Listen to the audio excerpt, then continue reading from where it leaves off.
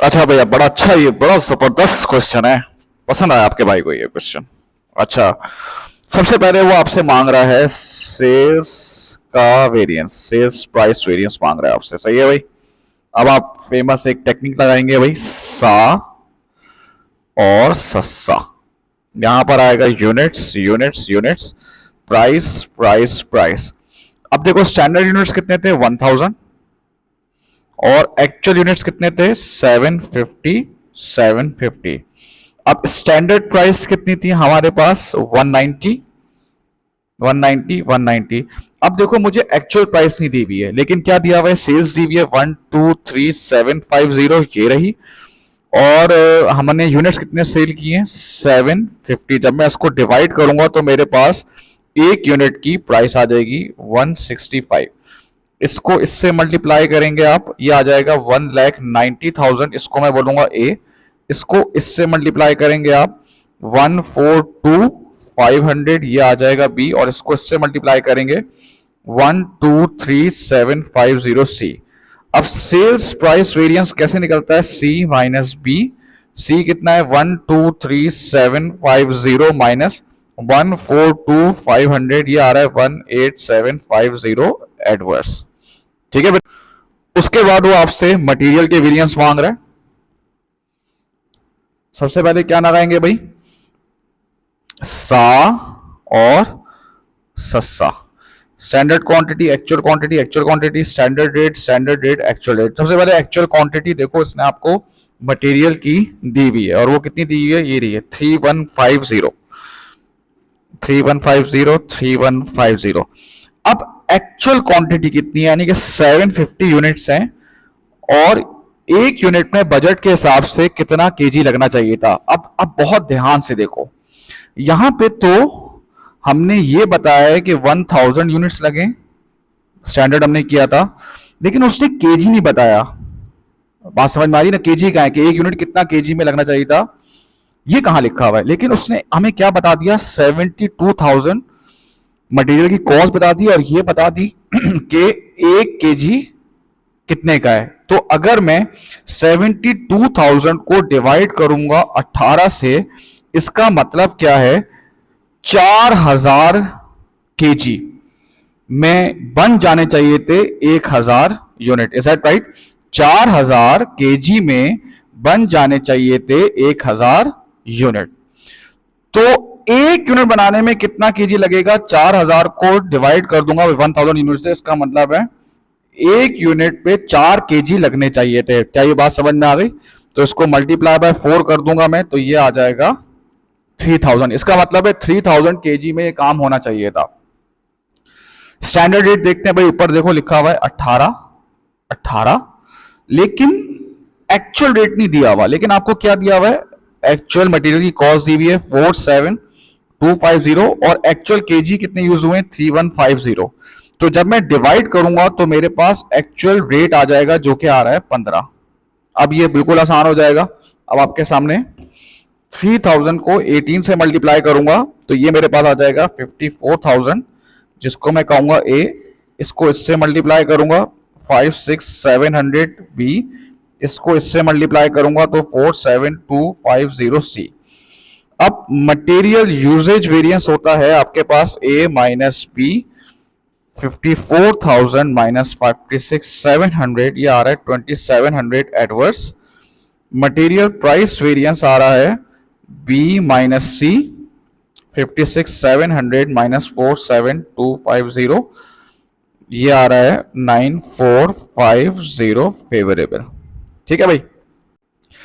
अब बिल्कुल ऐसे ही लेबर का भी लगेगा, लेबर का वेरिएंस भी पूछा है, सा और सस्सा, hours hours hours, rate rate rate.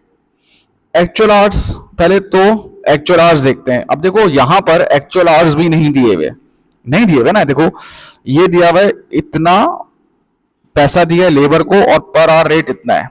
तो जब मैं 26775 को डिवाइड करूंगा पर आवर के रेट से, तो मेरे पास आ जाएंगे नंबर ऑफ आवर्स, जो कि हैं 2550। इसका मतलब है इतने घंटे एक्चुअल काम हुआ है, 2550 2550।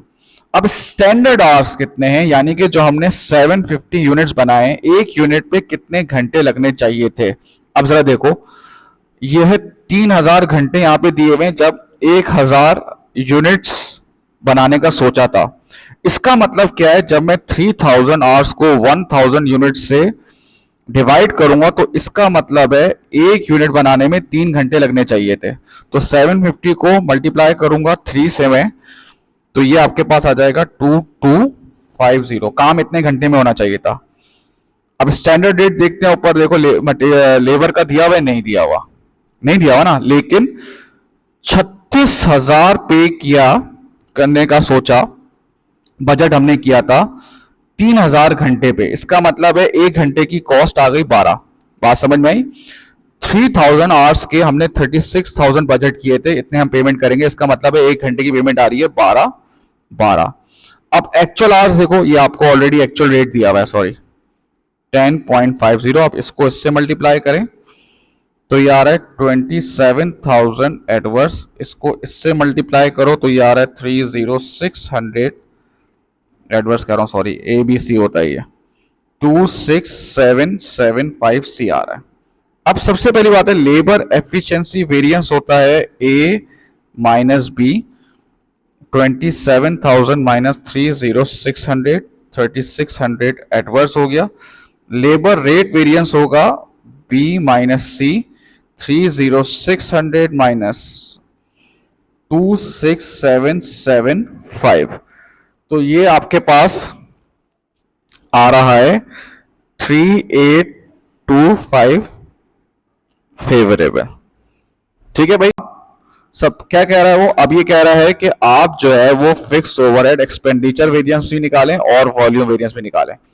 फिक्स ओवरहेड वेरिएंसेस कैसे होते हैं भाई, बजटेड ओवरहेड्स हमने कितने सोचा था 1000, और ओवरहेड का रेट कितना है 16 पर डायरेक्ट लेबर आवर, और हमने क्या कहा था एक यूनिट कितने घंटे में बनेगा, 3 घंटे बनेगा। अभी हम पीछे निकाल के आ रहे हैं, तो जब मैं मल्टीप्लाई करूंगा तो 3000 आवर्स ऊपर देखो लिखा हुआ भी है, और एक घंटे का रेट कितना है ओवरहेड का 16, ये आ जाएगा 48,000। और एक्चुअल ओवरहेड्स देखो ये रखे 46,200। इसका मतलब क्या है, एक्चुअल ओवरहेड्स कम है बजट रेट से, तो ये फेवरेबल आ गया 1800। अब वो कह रहा है फिक्स ओवरहेड वॉल्यूम वेरिएंस निकालो, जो कि एक होता है एब्जॉर्ब्ड और बजट रेट। ये वाला ना एब्जॉर्ब जो हमने किया था, ये रहा एब्जॉर्ब्ड। एब्जॉर्ब किस पे होता है, एक्चुअल यूनिट्स मल्टीप्लाई बाय एक यूनिट बनाने में कितने घंटे लगेंगे 3, और रेट कितना है 16, ये आ जाएगा 36,000। ये 3 हम लोगों ने पहले भी निकाला हुआ है, ठीक है बेटा। और बजट रेट कितना था भाई 3000 घंटे, और एक घंटे का रेट कितना है हमारा 16, 48,000। तो हमने अंडर एब्जॉर्ब किए हैं। इसका मतलब है हमने ओवरहेड को कम रिकॉर्ड किया है, जिसकी वजह से हमारा प्रॉफिट क्या हो रहा होगा, ज्यादा हो रहा होगा। तो इसको कैसे एडजस्ट करते हैं, हम प्रॉफिट को कम करते हैं। जो चीज प्रॉफिट को कम करती है हम उसको क्या कहेंगे, एडवर्स कहेंगे। अब ये सारा मैंने जो है वो कर दिया है, और ये एक्चुअल प्रॉफिट आपको सब कुछ दिया हुआ है बेटा, इनकम भी दी हुई है आपको, और सारी कॉस्ट को मैंने माइनस किया तो ये आ गया। बाकी ये सब मैंने कैलकुलेट किए, तो ये अब आपका सवाल हो जाएगा। It's a very good question, एक दो दफा देख लीजिएगा इसको।